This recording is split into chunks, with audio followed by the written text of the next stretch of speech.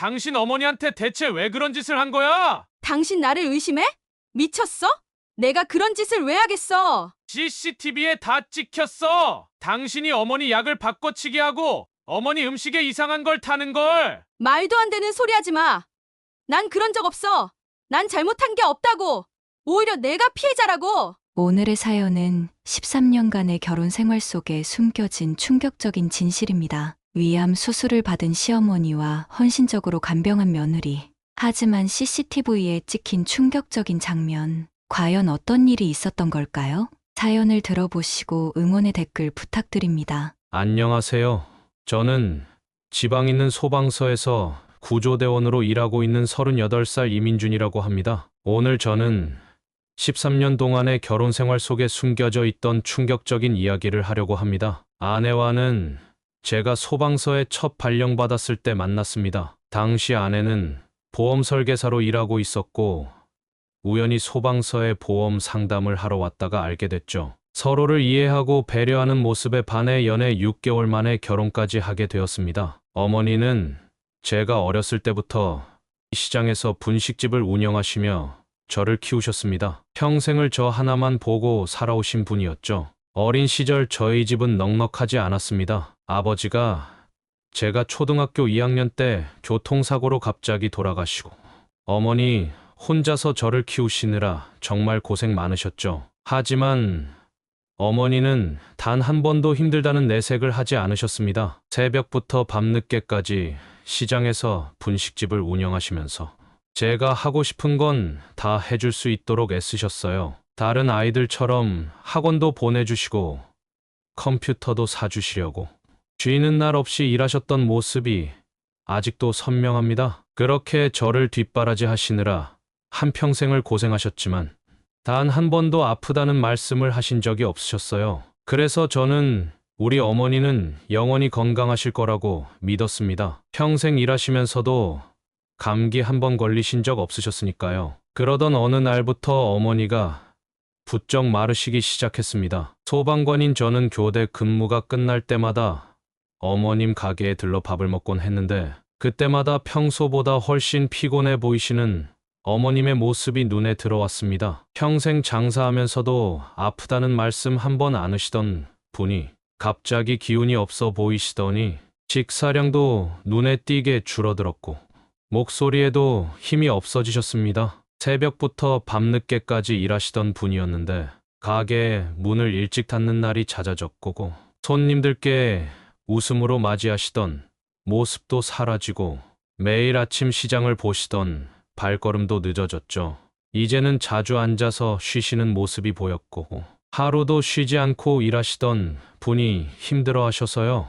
야간 근무를 마치고 귀가하던 길에 가게에 들러보면 어머님은 혼자 주방에 앉아 속이 쓰리다며 약을 드시곤 했습니다. 소화제를 달고 사시는 모습을 보며 이제는 정말 병원에 모시고 가야겠다고 결심했지만 어머님께서는 완강하게 거부하셨습니다. 평소 약 한 번 안 드시고 건강하시던 분이 진통제를 찾으시고 어머니의 얼굴색이 점점 안 좋아지는 게 보였죠.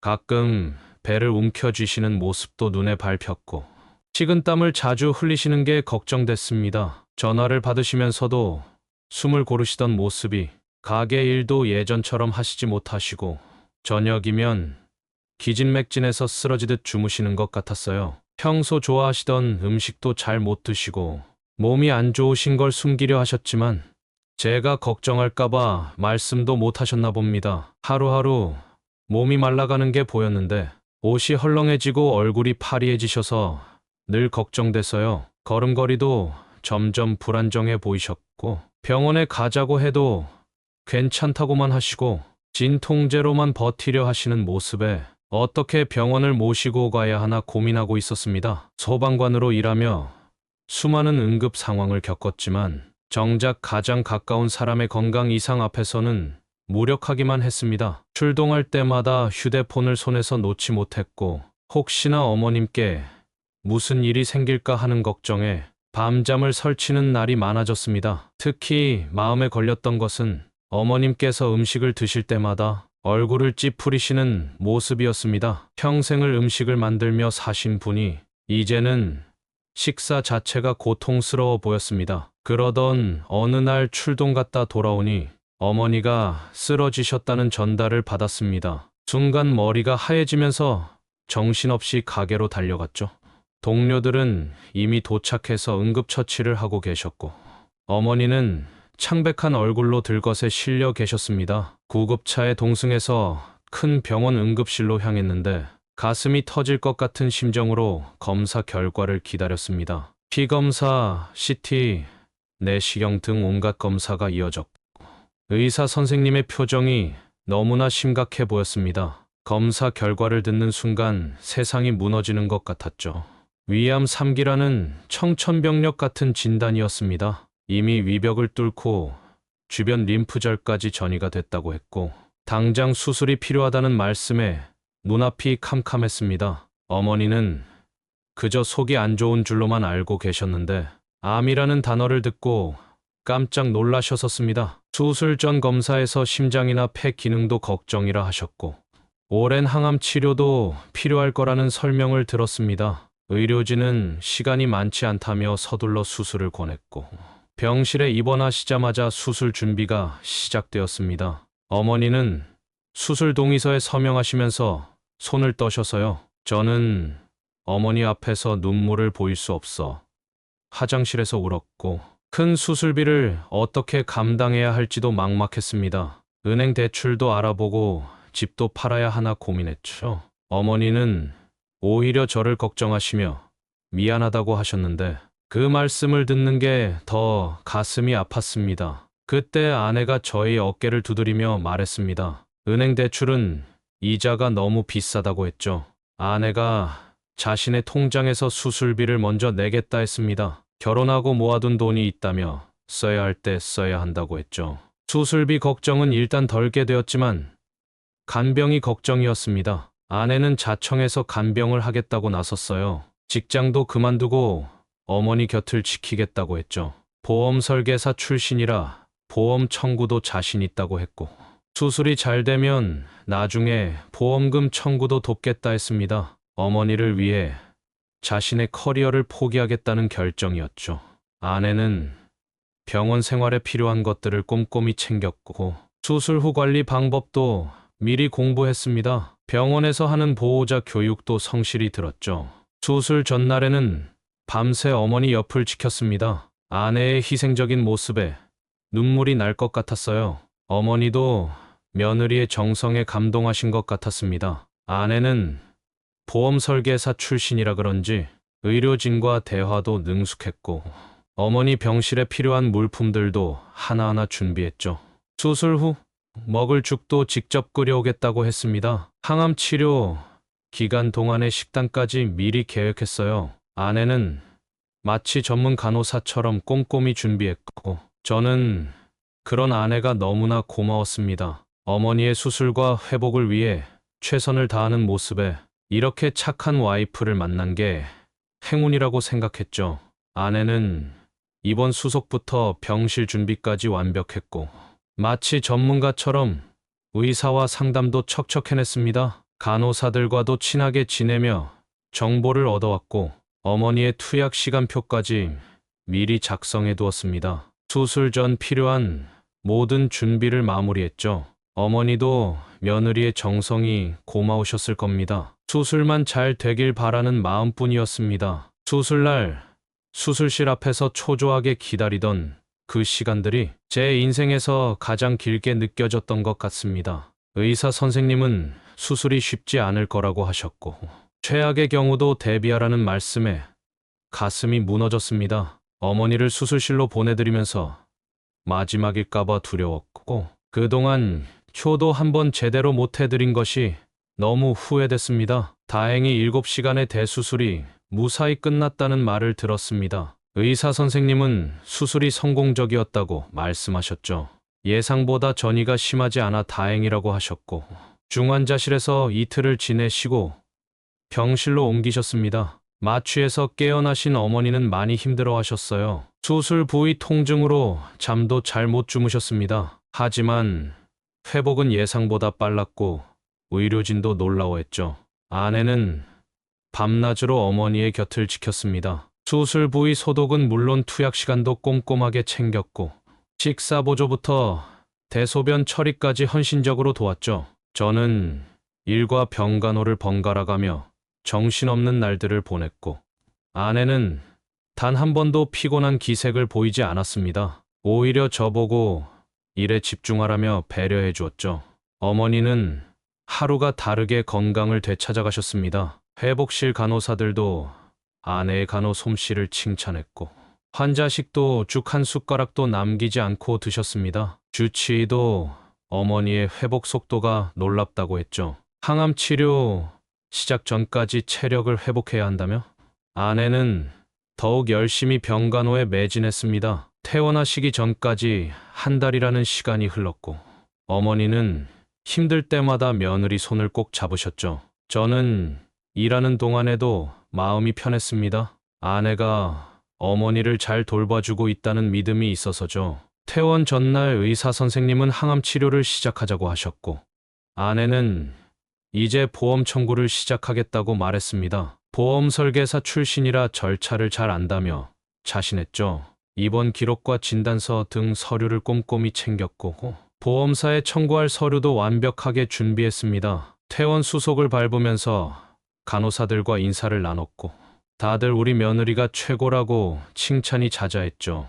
어머니도 며느리 덕분에 이렇게 빨리 나을 수 있었다며 퇴원하시는 날 아내의 손을 꼭 잡고 우셨습니다. 저는 이제 모든 게 잘 될 거라고 생각했습니다. 퇴원 후 2주 만에 보험금이 통장에 입금되었습니다. 예상보다 큰 금액이었고, 아내의 능력에 다시 한번 감탄했죠. 하지만 그때부터 뭔가 달라지기 시작했습니다. 처음에는 그저 긴 간병으로 인한 피로가 쌓여서인가 했습니다. 아내는 종종 한숨을 쉬었고, 전화 통화를 하러 자주 밖으로 나가곤 했죠. 점차 어머니의 약 관리에 집착하기 시작했습니다. 약 봉투를 뜯어서 하나씩 나눠주며 투약 시간을 정했습니다. 병원에서 준 약병은 어디론가 사라지고 다른 통에 담아왔죠. 약을 드시고 나면 어머니가 유독 피곤해 하시는 것 같았습니다. 식사도 아내가 직접 챙기겠다며 도시락을 싸왔는데,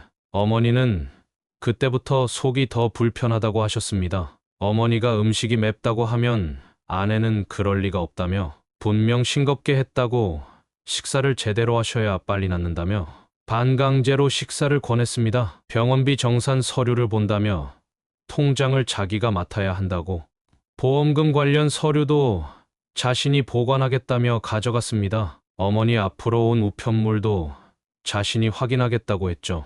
퇴원 후 검진도 자꾸 미루고 핑계를 대기 시작했습니다. 어머니는 점점 기운이 없어지고 얼굴도 누렇게 변해갔는데, 아내는 회복 중이라 그런 거라며 대수롭지 않게 넘겼죠.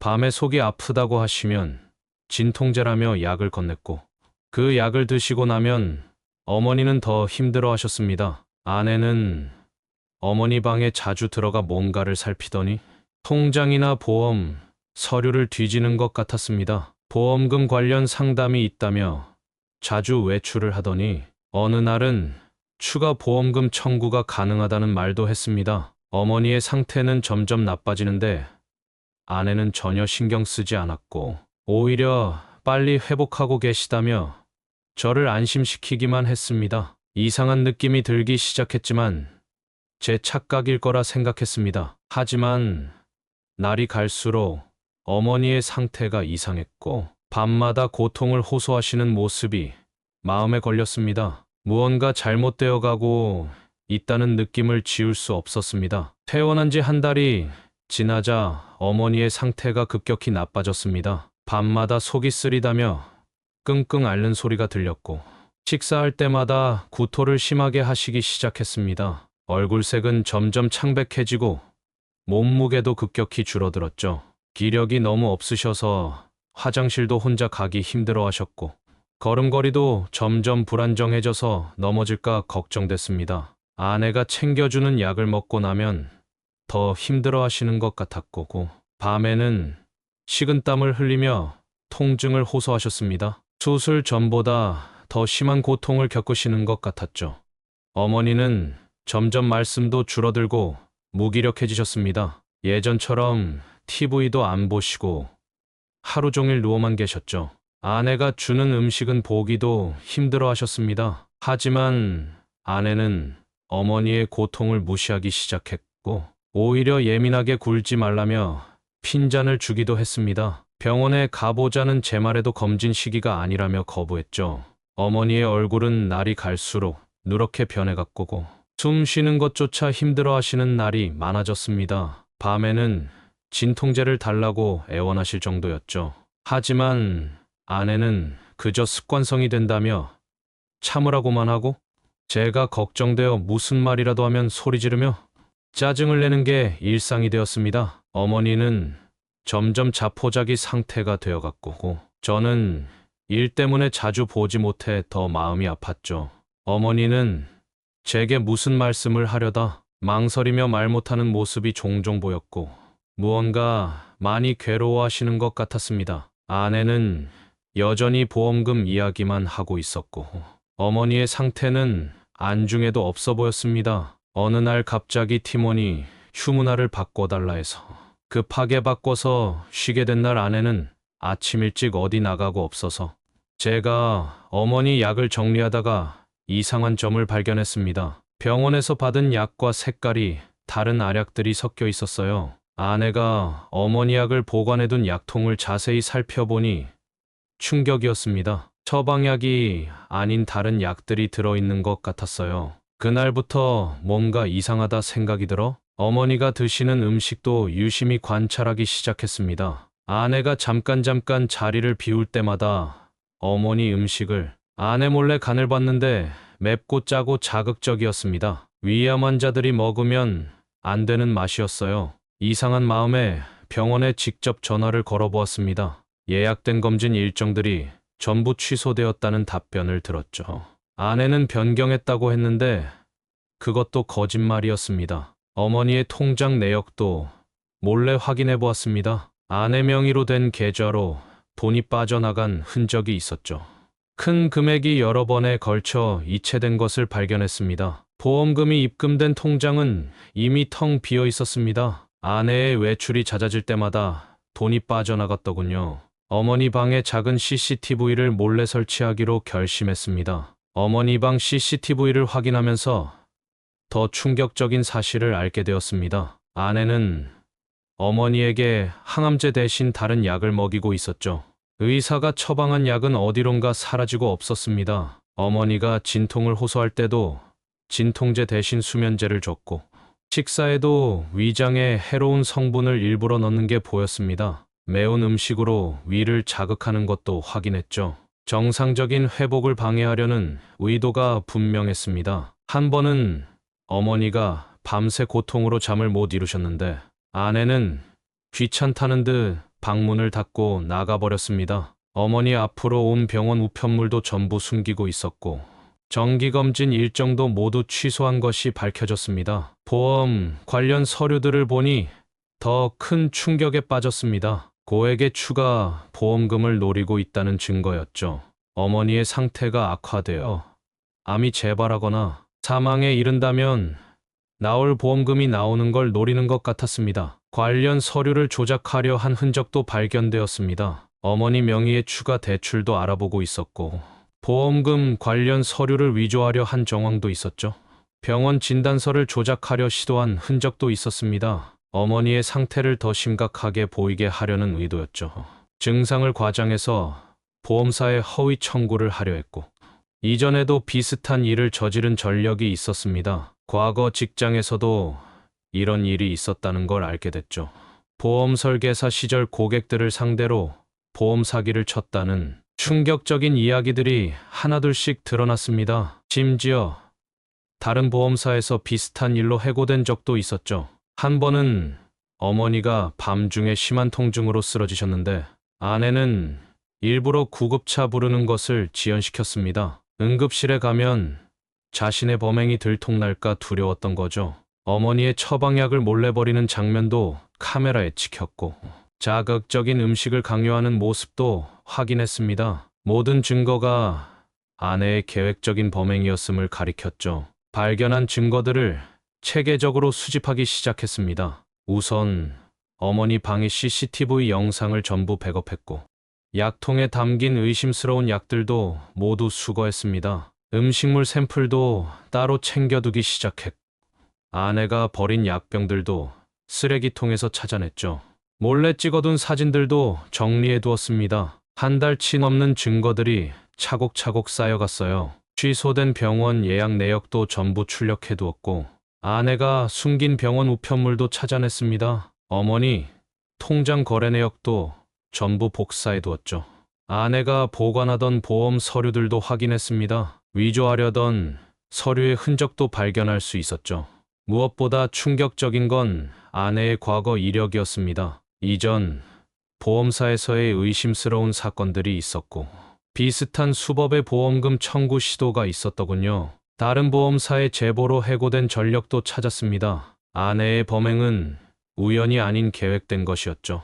이 모든 자료를 들고 주치의를 찾아갔습니다. 의사 선생님은 자료를 보시더니 크게 놀라셨고, 즉시 어머니의 혈액 검사를 진행하자고 하셔서 아내 몰래 어머니를 병원에 모시고 갔습니다. 검사 결과 수면제 성분이 과다 검출되었고, 위장에 해로운 성분들도 발견되었습니다. 의료진도 고의적 범행임을 확신하셨죠. 보험사 조사팀과도 조용히 접촉을 시작했습니다. 아내의 과거 이력에 대해서도 제보를 받았고, 유사한 수법의 사례가 있었음을 확인했죠. 법적 대응을 위해 녹취도 시작했습니다. 아내와의 대화에서 범행 증거를 찾기 위해 매일 밤 대화를 녹음하기 시작했어요. 실수로 본심을 드러내는 말들이 하나둘 나왔고, 그 말들이 고스란히 증거로 남겨졌습니다. 아내는 제가 모든 걸 알고 있단 걸 눈치채지 못한 채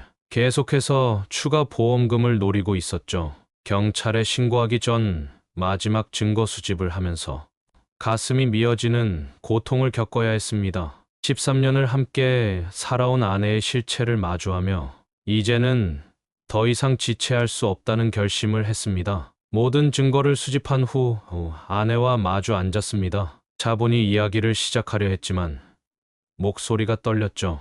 아내에게 진실을 말해달라고 부탁했습니다. 하지만 아내는 모든 것을 부인하기 시작했어요. 오히려 제가 자신을 의심한다며 화를 냈습니다. 그때 제가 준비한 증거들을 하나씩 보여주었죠.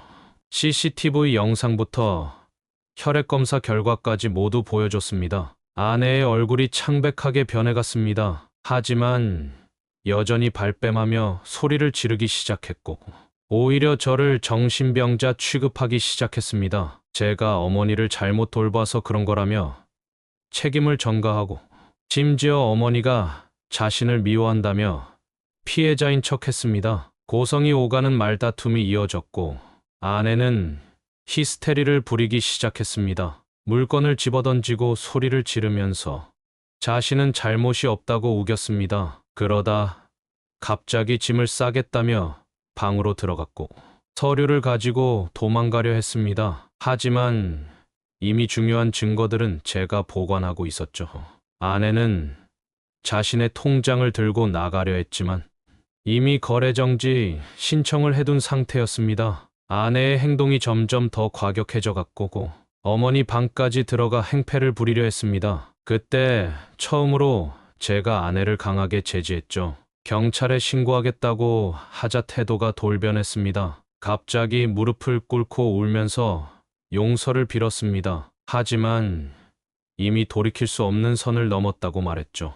그동안 어머니를 괴롭힌 모든 일을 용서할 수 없었습니다. 아내는 자신의 잘못을 인정하면서도 모든 게 보험금 때문이었다고 실토했죠. 마지막으로 한마디 했습니다. 이제 우리 어머니 곁에서 떠나달라고. 바로 경찰서로 향해 모든 증거를 제출했습니다. 형사님께 하나하나 정황을 설명드렸고, CCTV 영상도 함께 보여드렸습니다. 보험사 조사팀에게도 연락을 취했죠. 모든 서류와 증거물을 넘겨드렸습니다. 아내는 경찰 조사를 받게 되었고, 그 자리에서 체포되었습니다. 신문 과정에서 모든 범행을 자백했다고 해요. 감정이입 없이 담담하게 진술했다고 합니다. 어머니를 해치려 했던 계획을 실토했죠. 보험금을 노린 계획적인 범행이었음을 인정했고 과거 비슷한 범행도 있었다고 자백했습니다. 구속영장이 발부되어 구치소로 이송되었습니다. 보험사에서도 자체 조사에 들어갔고 과거 수상한 보험금 청구 건들이 드러났죠. 다른 피해자들의 제보도 이어졌습니다. 검찰은 특수상해 혐의로 기소했고 보험 사기 혐의도 추가되었습니다. 저는 이혼 소송도 동시에 진행했습니다. 아내의 범행을 입증할 증거가 충분했기에 재판부는 이혼 청구를 즉시 받아들였고 신권도 제게 넘어왔습니다. 형사 재판도 신속하게 진행되었죠. 1심에서 징역 7년을 선고받았습니다. 항소심에서도 형량이 그대로 유지됐고 대법원에서 최종 확정되었습니다. 아내는 끝까지 뉘우침이 없었다고 합니다. 오히려 자신이 피해자라고 주장했죠.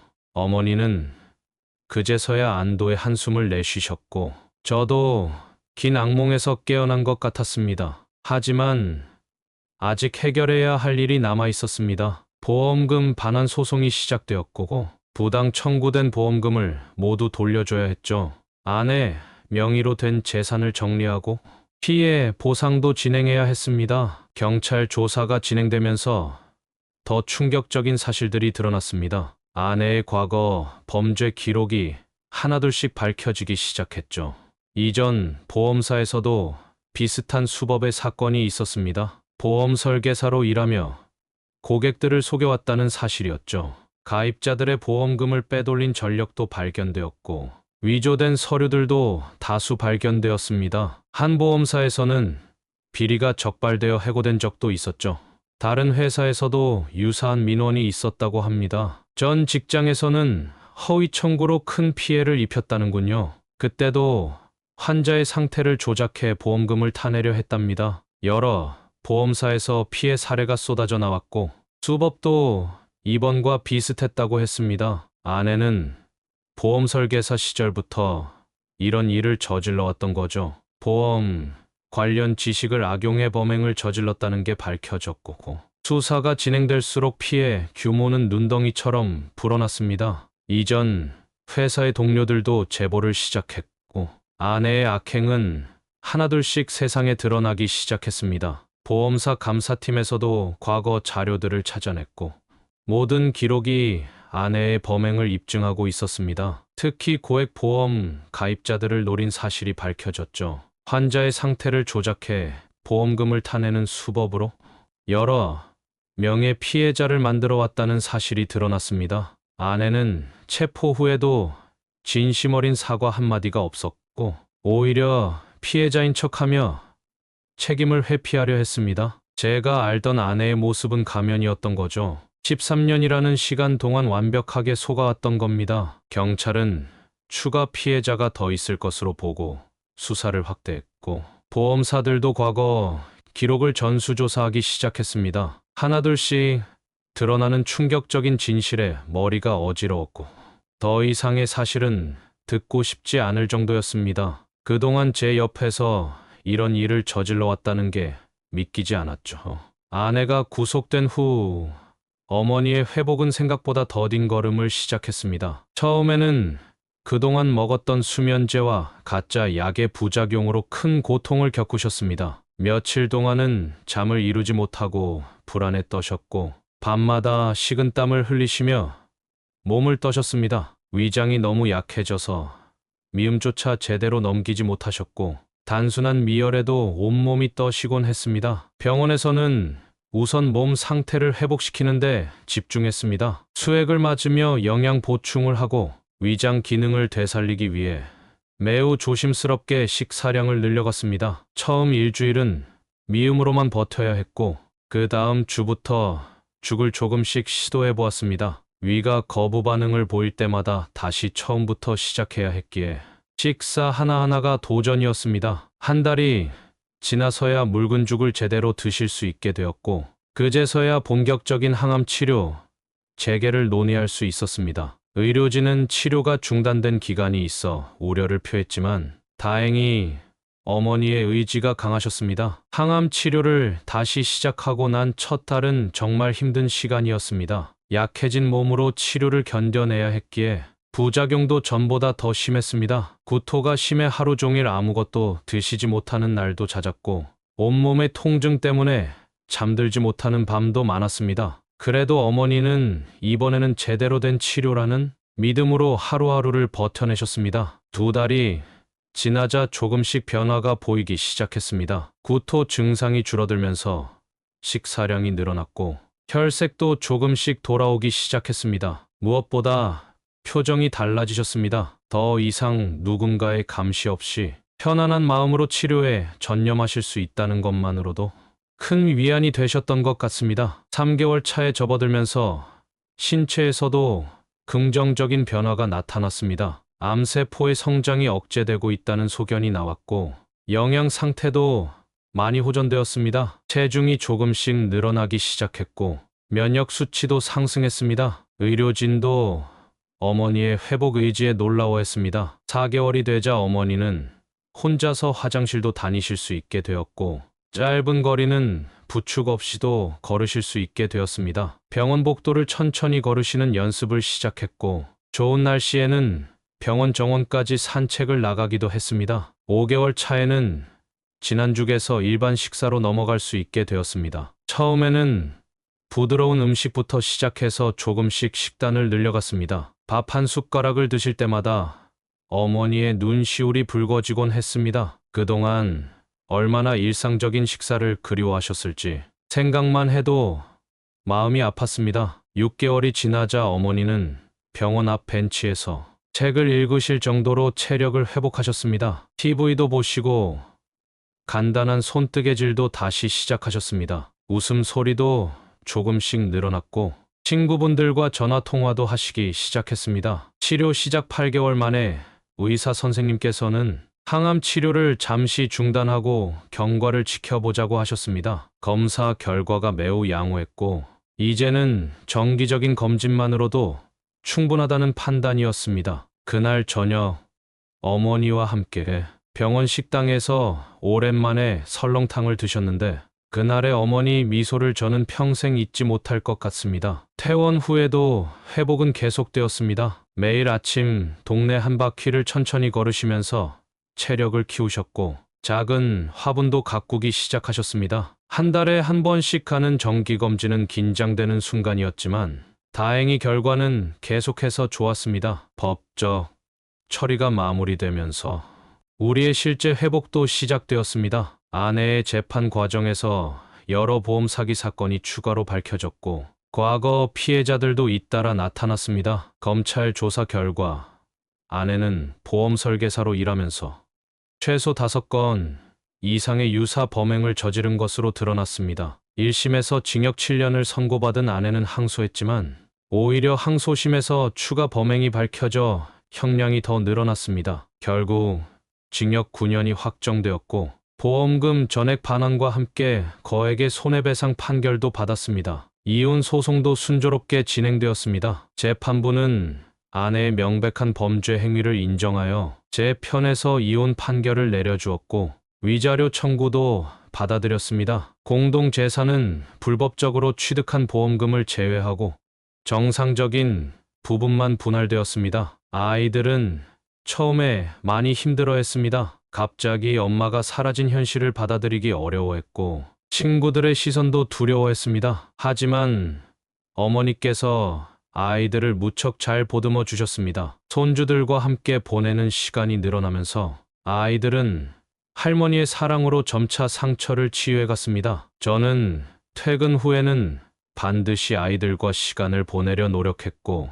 주말에는 가족 여행을 다니며 새로운 추억을 만들어 갔습니다. 시간이 흐르면서 아이들의 웃음소리가 다시 집안에 가득해졌고 우리는 더 끈끈한 가족이 되어갔습니다. 2년이 지난 지금 우리 가족은 완전히 새로운 삶을 살고 있습니다. 어머니는 건강을 완전히 되찾으셨고 이제는 동네 노인회관에서 봉사활동도 하십니다. 예전에 하시던 분식집 경험을 살려 독거노인들을 위한 반찬 봉사를 시작하셨는데 오히려 그게 어머니의 활력소가 되었습니다. 큰 아이는 중학생이 되어 할머니와 함께 공부하는 재미에 푹 빠졌고, 작은 아이는 초등학교에서 반장이 되어 씩씩하게 지내고 있습니다. 새로 이사한 집에서는 매주 일요일마다 가족 식사 모임이 열립니다. 어머니가 직접 담그신 김치와 된장으로 만든 집밥을 함께 먹으며 우리는 일주일 동안의 이야기를 나눕니다. 앞마당의 작은 텃밭에서는 어머니가 정성스레 기르시는 채소들이 자라고 있고, 주말이면 아이들과 함께 텃밭을 가꾸는 재미에 빠져 있습니다. 가끔 힘든 기억이 떠오를 때도 있지만 그때마다 우리는 서로를 바라보며 웃음 짓습니다. 시련은 우리를 더 강하게 만들었고 서로에 대한 사랑과 믿음은 더욱 깊어졌습니다. 이제 우리 가족에게는 진정한 봄이 찾아온 것 같습니다. 우리의 이야기가 비슷한 아픔을 겪는 분들에게 작은 희망이 되길 바랍니다. 어떤 어둠도 영원할 수 없다는 것, 사랑하는 사람들과 함께라면 그 어떤 시련도 이겨낼 수 있다는 것을 말씀드리고 싶습니다. 이제 우리 가족의 새로운 이야기는 계속해서 써내려가고 있습니다. 더 이상 과거에 얽매이지 않고 매일매일이 감사한 하루가 되었습니다. 앞으로도 우리는 서로를 더 깊이 이해하고 배려하며 더 행복한 추억들을 만들어 나갈 것입니다. 13년이라는 긴 시간 동안 완벽한 거짓말로 포장된 삶을 살아온 아내, 그리고 그 뒤에 숨겨진 충격적인 진실을 마주해야 했던 남편과 어머님의 이야기였습니다. 하지만 이제 모든 고통을 이겨내고 새로운 시작을 맞이하신 두 분께 응원의 메시지 부탁드립니다. 여러분의 따뜻한 관심과 사랑이 큰 힘이 될 거예요. 구독 버튼을 누르시면 여러분의 삶에도 행복한 기적이 찾아올 거예요. 다음 사연에서 또 만나길 바라겠습니다.